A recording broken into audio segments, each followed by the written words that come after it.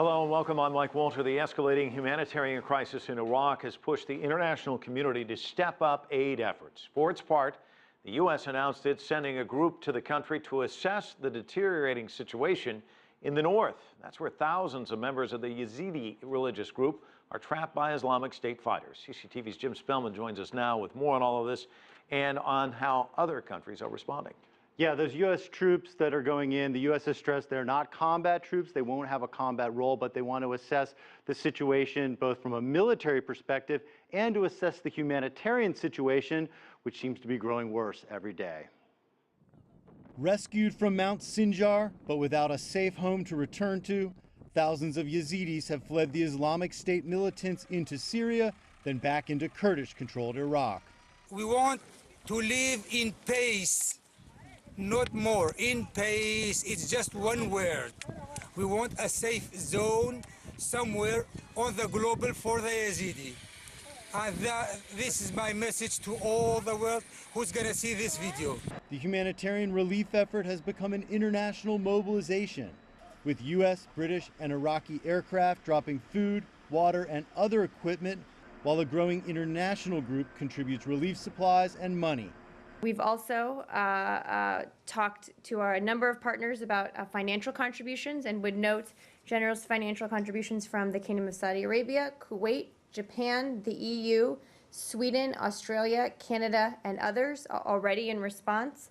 U.S. and Iraqi airstrikes continue to target Islamic State military assets, giving Kurdish fighters a chance to make limited progress against the Islamic State fighters.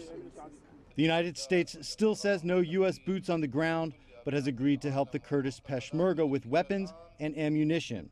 And now the Pentagon is sending more advisors. The President has authorized me to go ahead and send about 130 new assessment team members up to northern Iraq. U.S. and United Nations officials are urging the peaceful formation of a new government in Baghdad after news that Parliament has nominated a new Prime Minister, Haider al-Abadi, to replace Nouri al-Maliki. The new Iraqi leadership has a very difficult challenge. It has to regain the confidence of its citizens by governing inclusively, but also by taking steps to demonstrate their resolve. And we're going to continue to stand with the Iraqi people during this time of transition. Welcome news on the streets of Baghdad, where the first priority is security. We welcome this change. We wish the Prime Minister Haider al-Abadi and the new government to work for the benefit of Iraqi citizens and leave political fights behind. The most important is to bring Iraqis safety.